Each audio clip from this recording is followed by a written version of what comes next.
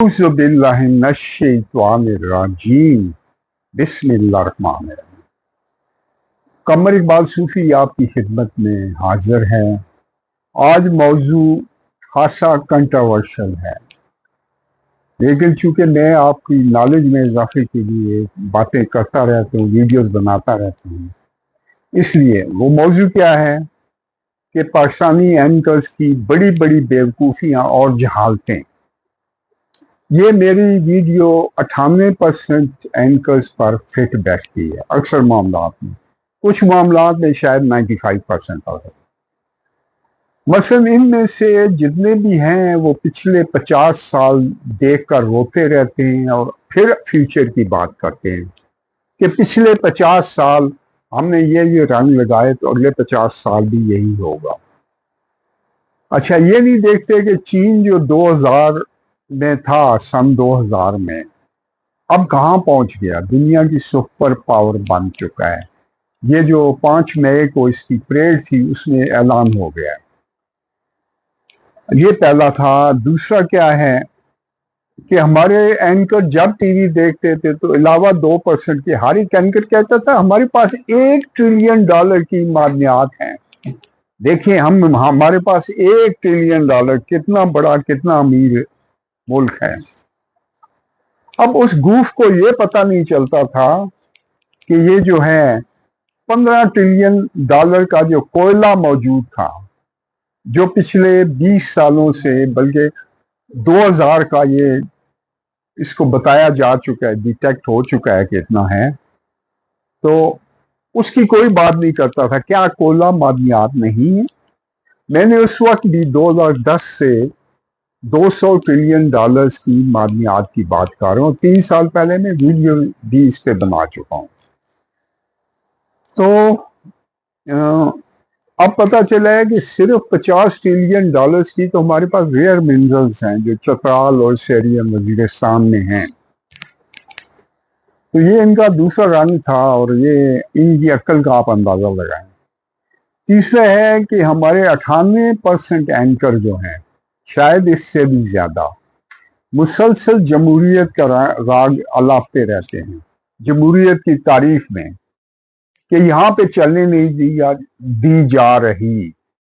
بھائی، جمہوریت دنیا کے ہر ملک میں فیل ہو چکی ہے، بری طرح فیل ہو چکی ہے۔ جہاں چلی بھی وہاں پہ پچھلے 500 سال کی لوٹ مار کے پیسوں سے جو مغرب میں تھی، اور اگر چلی بھی تو امریکہ کی آشیرواد سے چلی۔ کوریا بھی، جنوبی کوریا جو بظاہر پروگریس کر رہا ہے، اسے بھی شمالی کوریا سے بچانے کے لیے اس میں پیسہ پھینکا گیا۔ اور بھی بہت سی جگہ ہے، اگر ہم دیکھیں تو آپ کو پتا چلے گا۔ میں پچھلی ویڈیوز میں اس سے کافی بول چکا ہوں، اور میں نے کہا کہ جس سے شک ہے کہ جمہوریت کامیاب ہوگی، یہاں پہ چاہے جس وقت چاہے میرے ساتھ ڈیبیٹ کر لے۔ اسی طرح کسی نے ایک اینک لگائی ہوتی ہے جو جمہوریت کی ہے، کسی نے نون لیگ کی لگائی ہے، کسی نے پیپلز پارٹی کی، اور ایک اینک نہیں، ایک اور کھوپا آ گیا ہے جو کوہلو کو بیلوں کو لگایا جاتا ہے، وہ پی ٹی آئی والے ہیں، ان کو بھی لگا ہوا ہے۔ تو یہ لگا کر ہی اپنے اس دھن میں مست چلے جا رہے ہیں۔ پھر آگے چلیں۔ پاکستان میں تیل سعودیہ کے تقریباً برابر ہے، شاید تھوڑا زیادہ ہو، میرا اندازہ ہے تھوڑا زیادہ ہے، لیکن چلیں اس کے برابر یا 10% کم پہ آپ ایگری ہو جائیں۔ بے شمار جگہ سے نکلا اور ہر جگہ بند کر دیا گیا۔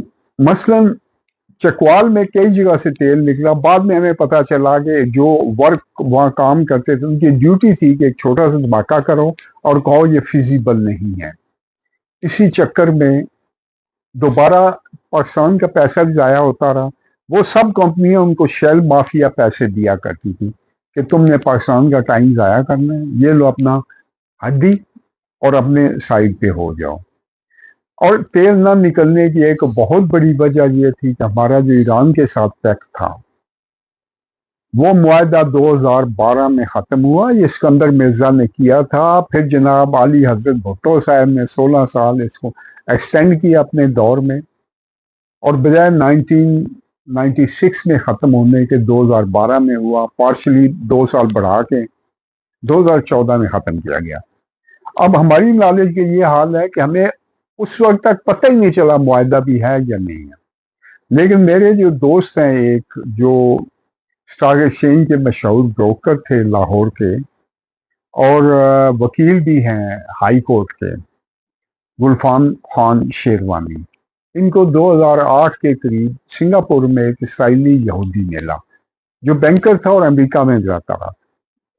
اس نے ان سے بات کی، کہنے لگا کہ پاکستان ہر ملک سے پاکستان میں گڑبڑ رکھی ہوئی ہے، کسی ملک سے ان کی بنتی نہیں ہے، سب ملک ان کے دشمن ہیں۔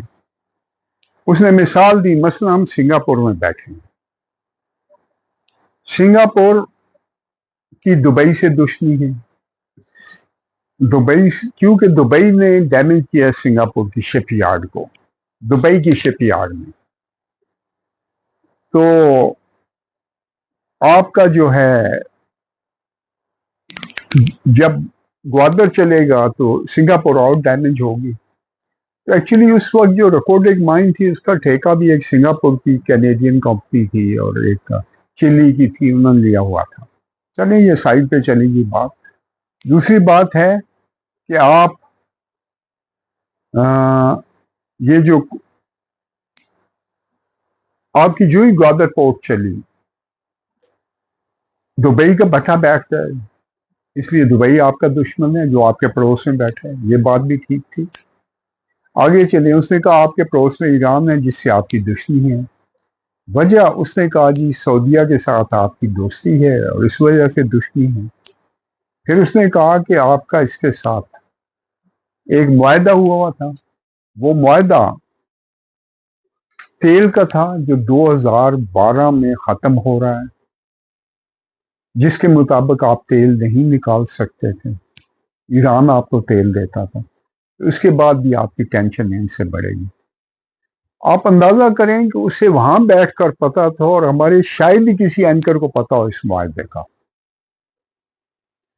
اب آگے چلیں، وہی معاہدہ جو اسکندر مرزا نے کیا تھا اور جناب حضرت بھٹو صاحب نے 16 سال اور ایکسٹینڈ کر کے جو 96 میں ختم ہوتا تھا، 30 سالہ، اسے 2012 تک لائے، پھر پارشلی بڑھا کر 2014 میں ختم کیا گیا۔ اب آگے چلیں، اس نے تیسرا بات کہی کہ جناب سعودی عرب آپ کا دشمن ہے۔ جب اس نے یہ بات کہی کہ سعودی عربیہ دشمن ہے تو میں نے اسے ٹوک دیا، میں نے کہا وہ یہی کہے گا کہ یہ وہابیزم یا کچھ اور یا فلاں، میں نے کہا وہ تمہیں 3 سچی باتیں کر کے چوتھی جھوٹی بات کر کے تمہیں سعودیہ کے مخالف کرنا چاہتا، لیکن یہاں پہ بات کرنے کا مقصد یہ ہے کہ وہ لوگ جو کہ پولیٹیشین بھی نہیں ہیں، اینکر بھی نہیں ہیں، وہ بھی اتنی اسٹڈی کرتے ہیں۔ تو ہمارے جو اینکر حضرات ہیں ان کا اللہ ہی حافظ ہے، گہری اسٹڈی، ایک آدھ چیز کی اسٹڈی کی، آگے چل پڑے، 5-6 بندوں نے ان کو جو ہے کانٹینٹ دے دیا، مواد اکٹھا کیا، انہوں نے بول دیا، اگلے دن کو کوئی پتہ نہیں ہوتا۔ آگے چلیں، مثلاً کہ پاکستان کی جو ترقی نہیں ہوئی، اس میں مسلسل جو 42 سال سیدھے جنگ میں ہم انوالو رہے۔ یہ جنگ پہلی کہاں پہ تھی؟ یہ جب روس آیا افغانستان میں 79 میں، اس سے جنگ شروع ہوئی اور 10 سال بعد ختم ہوئی۔ پھر پاکستان میں حکومتیں توڑتا رہا امریکہ، کہ اگر حکومت اپنا پورا کر جاتی ٹائم تو پھر اس کا جو ہوتا ہے نا پلان، وہ پورا ہو جاتا ہے۔ تو آج میں توڑ دیا گیا، نئی گورنمنٹ آگے پچھلی پلان کو ختم کرتی تھی، تو ہمارے الٹ پلٹ ہوتی ہے، پھر 9/11 ہو گیا۔ کسی کو یہ پتہ نہیں ہے کہ ہماری ترقی نہ ہونے کی وجہ یہ 2 چیزیں تھیں۔ اس دوران ہمارا سب سے بڑی وجہ کیا تھی، یہ آپ غور سے سنیے گے، کہ ہمارا جو آرمی چیف تھا یہ امریکہ لگاتا تھا، اس کی مرضی سے لگتا تھا، اور IMF حکومت کو ڈکٹیٹ کرتا تھا۔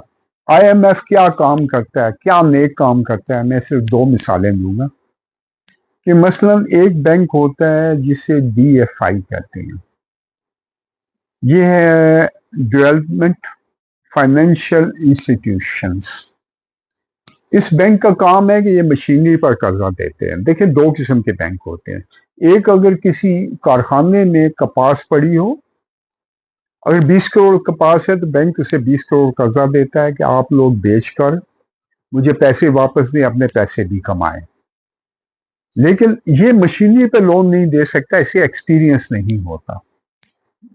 یہ دوسرا بینک، اس کو مشینری کا پتہ ہوتا ہے، پرائسز بھی پتہ ہوتی ہیں، ڈیپریسیشن کا بھی پتہ ہوتا ہے، بہت سے معاملات کا، تو یہ اس پر قرضہ دیتا ہے. جہاں IMF جاتا ہے اس بینک کو ختم کر دیتا ہے، جس کے بعد جو انڈسٹری لگنی ہوتی ہے اس کا بیڑا غرق ہو جاتا ہے. ایک صرف میں نے آپ کو بتایا. دوسرا IMF کیا کرتا ہے کہ ایک سول سرونٹ تھا، 1 سال پہلے اس کی میں نے ویڈیو بھی شیئر کی. اس نے کہا تھا میں بڑی اہم ڈیوٹی پہ تھا اسلام آباد میں، تو میرے پاس IMF والے ہیں، محکمہ مجھے اب یاد نہیں ہے، آئے انہوں نے آ کے کہا کہ ہم چاہتے ہیں کہ جو آپ کا روپیہ ہے یہ $1 کے مقابلے میں 72 73 ہونا چاہیے. اس وقت روپیہ کوئی 45 46 پہ تھا. تو بندہ کہتا ہے کہ میں نے ان کو کیوں ہونا چاہیے؟ انہوں نے کہا ہم نے بڑا سوچ کر جو اسیسمنٹ کی ہے وہ سارا اتنا ہونا چاہیے. میں نے انہیں کہا یہ روپیہ بالکل ٹھیک ہے جو 45 46 پر ہے. انہوں نے کہا میرے ساتھ تھوڑی بہت ضد کی، پھر اٹھ کے چلے گئے. کہتے ہیں چند مہینے بعد جب میری پوسٹنگ ہو گئی تو میرے خیال 6 مہینے گزرے تھے کہ روپیہ 72 73 پہ آ گیا. تو اب آپ اندازہ کر سکتے ہیں کہ صرف IMF کی گرفت ہونا اور امریکہ کی ہونا. امریکہ کی گرفت کا مطلب کیا ہے کہ اسرائیل کی گرفت. تو ہماری ترقی ہو ہی نہیں سکتی تھی. ان کو پتہ ہی نہیں ہے، ویسے ہی بہو بہو بہو بہو جمہوریت نہیں چلنے دیتے، فران نہیں ہونے دیتا، یہ چیز نہیں ہوتی. تھوڑا سا ماضی کو غور سے دیکھیں کہ معاملات کیا تھے. اب آگے چلیں. پھر جو پاکستان کی اچیومنٹس ہیں اس کی بھول کر بھی کوئی بات نہیں کرتا. پاکستان نے بہت کچھ اچیو کیا ہے. مثلا رشین افغان وار انہوں نے لگائی جو 1974 میں بندے انہوں نے بھیجنے شروع کیے. یہ ہمارے رشتہ دار ہیں جون کے بریگیڈیئر امیر صاحب، آپ لوگ ہی جانتے ہیں، وہ DGISI تھے.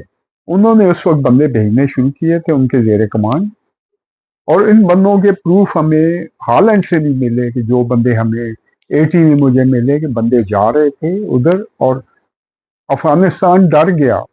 اچھا بندے بھیجنے کی وجہ کیا تھی کہ افغانستان کلیم کرتا تھا کہ بلوچستان اس کا حصہ ہے جو گوروں نے انگلش گورنمنٹ نے پٹے پہ لیا ہے. یہ بات ٹھیک تھی کہ 1949 کو وہ پٹا ختم ہو رہا تھا. اس کے بعد افغانستان کلیم کرتا ہے کہ یہ میرا ہے. تو جب ان کا زور پڑتا انہوں نے لے بھی لینا تھا، اس کو توڑ کرنے کے لیے انہوں نے بندے بھیجنے شروع کیے. روس افغانستان کو بچانے کے لیے آ گیا، یہ نہ ہو کہ پاکستانی قبضہ کر لیں اس میں. تو جب روس 27 دسمبر 1979 کو روسی فوج افغانستان میں آئی تو ضیاء صاحب نے ایک ڈرامہ کیا، چیخیں مارنی شروع کی کہ جناب پاکستان پہ ان کا قبضہ ہو جائے گا. انڈیا پہلے ہی روس کا اتحادی ہے، تو گرم پانی پہ آیا اور آپ کا بیڑا غرق ہو گیا. تو امریکہ اپنی بچت کے لیے آیا، پھر اس نے ہتھیار دیے، F-16 دیے، اسٹنگر میزائل دیے، جو کچھ دیا. پھر انہوں نے اس جنگ کو لمبا کر کے ایٹم بم بنایا. یہ بہت قیمتی تھا. نہ ایران بنا سکا، نہ ایجپٹ بنا سکا، نہ لیبیا بنا سکا، نہ سعودیہ بنا سکا، نہ ترکی بنا سکا. یہ ضیاء صاحب کے گولڈن کارنامہ ہے، لیکن ہمارے 95% اینکر ان کے جانی دشمن ہیں کہ جی جمہوریت کا بیڑا انہوں نے غرق کیا. اور بھائی یہ غلطی انہوں نے کی ہوگی، لیکن نہ انہوں نے کرپشن کی، نہ کوئی ایسی بات تھی فائنینشیل کرپشن. تو آپ لوگ جو ہے حقیقت آپ کے سامنے ہونی چاہیے. ایٹم بم نہ ہوتا تو آج پاکستان کے 6 ٹکڑے ہو چکے ہوتے. تو اس چیز کا ان کو پتہ ہی نہیں ہے. اس کے بعد کیا ہوا؟ 9/11 کے بعد امریکہ کو پھنسایا گیا، اور اس وقت 45 ملک آپ کے اگینسٹ تھے، اور باقی جو 100 ملک ہیں 150 کے قریب، ان میں 4 ملکوں کو چھوڑ دیں، سعودیہ، ترکی، رشیا اور چائنا، باقی تمام ملک آپ کے بری طرح دشمن تھے. اس کے باوجود آپ وہ جنگ سروائیو بھی کر گئے، اور اس نے امریکہ کی کمر بھی توڑی. اس کا بے حساب خرچہ ہوا، کوئی $10 ٹریلین ویسٹ کر کے، اور بری طرح مار کھا کے افغانستان کے کمبل سے جان چھڑا کے نکلا، اس میں 60-70% بندے پاکستان سے جا کے لڑتے تھے۔ ہمارے اینکر گدوں کو پتہ بھی نہیں ہے کہ کوئی کون جاتا تھا، نہیں جاتا تھا، کرن امام کون تھے اور دوسرے کون تھے۔ فوج کے بارے میں چونکہ چکوال فوج سے بھرا ہوا ہے، ہم پوری تفصیل جانتے ہیں، آپ چھوڑ دیں اس چیز۔ امریکہ کو خوب بیوقوف بنایا گیا اور اس کے اتحادیوں کو۔ اب آگے چلیں آپ، اس کے بعد انہوں نے کیا کیا کہ ابھی نندن کا جب جہاز گرایا گیا آج سے 6 سال پہلے، تو اس کے ساتھ ایک اسرائیلی پائلٹ بھی تھا، گورے رنگ کے ایک پائلٹ جو اریسٹ ہوا تھا، وہ انڈین اسرائیلی تھا غالباً، اسے امریکہ کی ریکویسٹ پر کچھ دنوں بعد چھوڑ دیا گیا تھا۔ 2 پائلٹوں کی بات ہوئی تھی، تو انہوں نے کہا تھا کہ یہ تمہارے پائلٹ نالائق، ہمارے لائق پائلٹ جائیں گے اور دیکھیں گے یہ کیا کرتے ہیں، کیا کارنامے کرتے ہیں۔ تو انڈیا جو ہے، ابھی نندن بھی غریب پھنس گیا، اس کو بڑی عزت کے ساتھ چائے پلا کر واپس کیا گیا، اس پائلٹ کو امریکہ کی ریکویسٹ پر چھوڑا گیا۔ آگے آپ چلیں، یہ بہرحال کو کنفرم رپورٹ نہیں ہے کیونکہ اس کو آفیشلی نہ انہوں نے اناؤنس کیا نہ ہم نے کیا، لیکن سارے لوگ جانتے ہیں یہ چیز ہوئی ہے۔ آگے چلیں، جب یہ واقعہ ہوا اس کے اگلا سٹیپ جو پہلگام میں واقعہ ہوا وہ کس نے کیا آپ چھوڑ دیں، پاکستان نے کیا، پتہ نہیں کوئی شرارت کر دیتے ہوں گے لیکن پروف کوئی نہیں ہے۔ جس نے بھی کیا، اس کے ریئیکشن میں اسرائیل نے کہا کہ انڈیا کو اس پہ حملہ کرو تاکہ فوج کا بٹھا بیٹھ جائے، فوج کو عوام خلاف ہو جائے، اور جب آپ ماریں گے تو عوام بہت سے کام کرے گی، بغاوت بھی کرے گی، اس کے بعد جناب ان کا جو ہیرو قید ہے اسے بھی چھڑوا لیں گے۔ اور علیمہ باجی کہتی تھی ان کی جرت ہے انڈیا آ کے 2 تھپڑ مارے گا اور یہ جو ہے جیل، اڈیالہ جیل، اس سے نکالے گا اور ہیرو صاحب کو، اور وہ آپ کے سامنے ہے کہ انڈیا کو الٹی جب مار پڑی، کیونکہ اسرائیلی سیکٹر بھی تھے، ان کے ڈرون ہیرن ڈرون تھے، ایک بڑا ڈرون بھی انہوں نے اوپر رکھا ہوتا، وہ بھی تباہ ہوا، اور ان کے چھوٹے ڈرون بھی، اور سائبر اٹیک کر کے انڈیا کا بیڑا غرق کر دیا گیا، اس کے بے شمار جہاز اور تباہ ہوئے، 7 جہاز سارے کہہ رہے ہیں۔ تو اس کی وجہ سے اسرائیل کی ٹانگیں کانپنی شروع ہو گئی، امریکہ کی کانپنی شروع ہو گئی۔ اسی گھبراہٹ میں اسرائیل نے کہا کہ جلدی جلدی کام کرو۔ جب جلدی جلدی کام کی باری آئی تو اب کیا ہوا کہ انہوں نے قطر پر حملہ کر دیا کہ جناب ہم پاکستان کے ایکشن لینے سے پہلے ہی ان ملکوں کو اپنا دبا لیتے ہیں اور ان کو خراب کرتے ہیں۔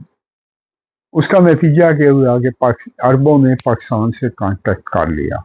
یہ باتیں کوئی ہمارے بہت سی ٹیمیں ہیں جو بڑے افسوس میں بیٹھی ہیں، جو پاکستان کے مخالفین ہیں، ان میں ہمارے کوئی بیوقوف بھائی بھی ہیں، ایک مخصوص اینک لگا کے بیٹھے ہیں، میں ان کے بارے جو آدھے پاگل ہو چکے ہیں، ان کا میں نام نہیں لیتا ہوں۔ اچھا، پھر آگے چلیں تو نمبر 7 ہے کہ سعودیہ ہماری اتنی مدد کرتا رہا ہے، پرانی مدد جتنی کرتا رہا ہے، میں اس کی تفصیل سے واقف ہوں۔ 80%، ان کو 20% ہی نہیں پتا ہے کہ سعودیہ ہماری کتنی مدد کرتا رہا ہے، اس کے خلاف بھونکتے رہتے ہیں مختلف نظریوں کے بنیاد پر۔ اچھا، اس کے بعد آگے چلیں تو نمبر 8 کیا ہے کہ زندگی کا شعور نہ ہو تو آدمی چیزیں ٹھیک طرح سے نہیں دیکھ سکتا۔ یہ ان اینکرز کے لیے بڑا مشکل کام ہے، بہت ہائی لیول کی نالج چاہیے کہ زندگی کا شعور رکھنے والا بندہ ہی زندگی کو کاملیت کے ساتھ دیکھ کر چیزوں کو جڑوں تک سمجھ لیتا ہے۔ یہ تو ان کے بس سے باہر ہے۔ مجھے پتا ہے کہ 2-3 اینکر ہیں جو یہ آدھا شعور رکھتے ہیں، چند ایک ہیں، لیکن کم از کم ان اسکالر کو کچھ نہ کچھ دینی شعور ہونا چاہیے، اور دینی شعور کوئی نہیں رکھتا تو کوئی کمیونزم میں پھنسا ہوتا ہے، کوئی جمہوریت میں، کوئی کیپٹلزم میں۔ اگر کوئی دینی شعور نہ رکھے، اس کے 40% نمبر کاٹ لیں، اور جو روحانی شعور نہ رکھتا اس کے اوپر کے 20 نمبر کاٹ لیں۔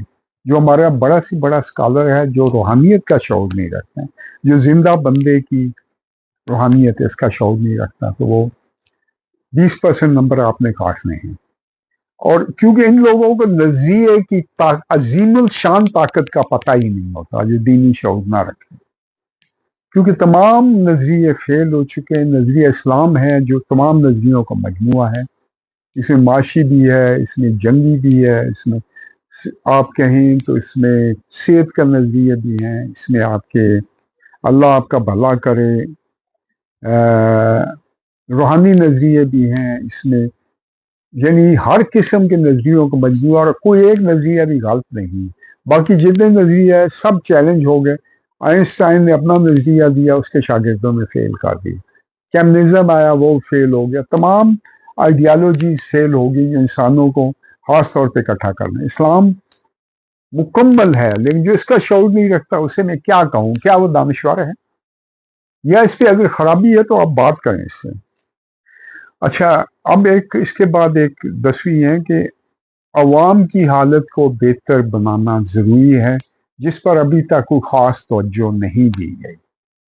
گو عوام جتنی غربت 1960 سے پہلے تھی وہ آپ کو اندازہ ہی نہیں ہے کہ میرے چکوال میں بزرگ بتاتے ہیں کہ ابلے ہوئے گندم دی جاتی تھی، اس پر لوگوں قمیضیں پھٹ جایا کرتی دینے کے لیے، پھر چاول ابال کر پانی میں دیے جاتے تھے، کچے پانی میں ابالے نہیں جاتے تھے، ان کو لینے کی قمیضیں پھٹتی تھیں۔ آج بھوکا کوئی بھی نہیں سوتا ہے، لیکن 10 سے 15% بندے ہر دور میں روتے رہے ہیں اور انشاءاللہ روتے رہیں گے۔ وہ امریکہ میں بھی آج رو رہے ہیں جن میں شعور نہیں ہوتا، مالیاتی شعور یا ویسے شعور نہیں ہوتا، وہ یورپ میں بھی روتے رہتے ہیں۔ تو یہ ان کو پتہ ہی نہیں ہے۔ اب سب سے آخر میں کہ ہمارے تقریباً تمام اینکرز فوج کے مخالف ہیں، تقریباً تمام، جو کہ صرف یہی طاقت ہے جو ملک کو یونائٹ رکھ کے ٹوٹے پھوٹے حالات میں یونائٹ رکھ کے بیٹھی، اور صرف یہ جو امریکہ کو فیس کر سکتی ہے۔ ہماری پارلیمنٹ ٹوٹل $1 ارب کی مار ہے۔ آپ 1 ارب روپیہ دیں تو یہ دم ہلاتے ہوئے 95% بندے آپ کے پیچھے چال پڑیں گے، اور ان سب نے کرائم کیے ہوئے ہیں۔ آپ ان سے کیا امید رکھیں گے؟ آپ کو پتہ ہے، مجھے بھی پتہ ہے۔ پھر گوادر پورٹ بھی کس نے بنائی؟ یہ فوج نے بنائی۔ چائنا کون لے کے آیا؟ یہی لے کے آیا۔ اب جو اس کے ساتھ پیکٹ ہوا ہے سعودیہ کے ساتھ، یہ کتنا بڑا کارنامہ ہے، ٹھیک ہے۔ اب بات یہ ہے کہ ایک امید کی بات صرف میں آپ کو کہتا ہوں کہ اگر فوج نہ ہوتی تو شام کے ساتھ جو ہوا، عراق کے ساتھ ہوا، افغانستان، لیبیا، الجزائر اور سوڈان والا، آپ کا اس سے برا حشر ہونا تھا۔ جو آپ کو بچا کے رکھا، انہوں نے رکھا ہوا ہے، پھر بھی سارے بھونکتے رہتے ہیں اس کے خلاف۔ دوسرا، ایک جو بہت امید افزا بات میں کرنا چاہتا ہوں وہ یہ ہے کہ ہمارا اب CNC امریکہ کی مرضی سے نہیں آیا۔ پرو امریکہ لوگوں نے پوری کوشش کی، یہ صرف 3 دن کی گیم رہ گئی تھی۔ اگر وہ پوری ہو جاتا ان کا منصوبہ تو ایٹم بم بھی فارغ تھا، پاکستان بھی فارغ تھا، سعودیہ بھی چلا جاتا، اسلامی دنیا ہمیشہ کے لیے غلام بن جاتی۔ میں اپنی پچھلی ویڈیوز میں کچھ جس میں عمران خان کے کارنامے ہیں اس میں انڈائریکٹلی یہ تمام تفصیلات لکھ چکا ہوں۔ تو اب CNC بھی پہلا ہے جو امریکہ سے آزاد ہے، زیاد صاحب سے کے بعد کسی حد تک راحل بھی تھا لیکن یہ آزاد ہے۔ دوسرا، IMF سے حکومت آزاد ہے۔ اب عاصم منیر ایک ایسا بندہ ہے جو ایسا مجاہد آدمی ہے، اس نے کیا کہا جب پارلیمنٹ میں اس نے آ کر بات کی؟ اس نے کہا کہ 100 عاصم منیر بھی مارے جاتے ہیں تو پاکستان کو قائم رہنا چاہیے۔ اس دن ہمارے سارے جو مذہبی لیڈران تھے ان کے کان کھڑے ہوئے، اور ہمیں اسی قسم کا مجاہد بندہ چاہیے تھا۔ اب پاکستان کو ترقی کرنے سے کوئی نہیں روک سکتا۔ انشاءاللہ یہی جو ہیں کم از کم 10 سال ہمیں عاصم منیر صاحب کے چاہیے۔ مجھے کوئی پیسہ نہیں ملتا، ایک ٹیڈی پیسہ بھی آج تک نہیں ملا۔ ان اینکرز کو ملتا ہوگا، کتنوں کو ملتا ہوگا۔